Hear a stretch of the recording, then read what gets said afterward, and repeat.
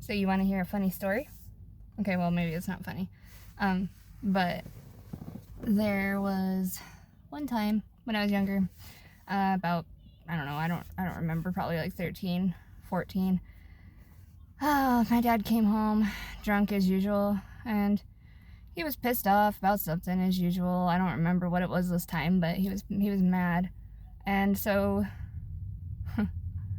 I remember we had my nephew, we had Ashton, and he was a baby at the time, just in diapers still. That's what it was. Ashton was in his crib, and my drunk father went over to his crib and started like shaking the crib because Ashton thought it was funny. But I was telling him, I was like, you're gonna break the crib. You need to stop doing that. And he wouldn't stop. He was just like, I do what I fucking want. And I was like, no, you need to stop doing that. You could hurt him and you're gonna break the crib. Well, I can't remember exactly if he broke the crib or not, but he ended up getting so pissed that he turned around and he got this evil look in his eyes, and he chased me into my room, and then he pinned me down on my bed, and he's in his underwear. He ended up pinning me down on my fucking bed. He's choking me with his elbow and holding me down. He is on top of me, and he's telling me, you're not stronger than me. You're not stronger than me. You're not gonna win. You can't get it. You can't win.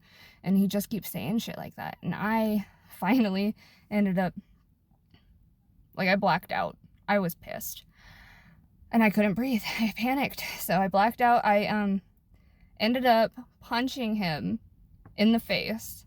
He flew across my room, and he started like having a seizure on my floor. So I had my phone in my waistband and my pants hiding, because he always took my phone when he did shit like that. And so I pulled out my phone because I was going to call my sister and be like, I think I just killed Dad. But then he ends up getting up, so I shove it back in there really quick. And he goes, why did you do that? With like this sad, like, oh my God type of look in his eye. And I looked at him, and he had this gigantic gash in his nose, huge gash, and it's just gushing out blood all over my white carpet. But I was like, I did that because you fucking deserved it. And so anyway, I ended up leaving. I walked out the door, and he started chasing after me down the road. It's like 2 a.m. probably, down the road in his underwear. And I realized he was in his underwear and he wouldn't stop chasing me. And so I was like, ew, get away from me, you freaking sick pervert or some shit. And so he finally went back home. Then after a while, I kept walking. I realized I had nowhere to go and nobody was answering their phone. So I went back. Had no choice. So I went back. I walked through the door, and he goes, get out of my fucking house. And I was just like, I'm a minor. You can't fucking tell me that. I have a right to be here. And I went to my room, and he never touched me again after that. Not once.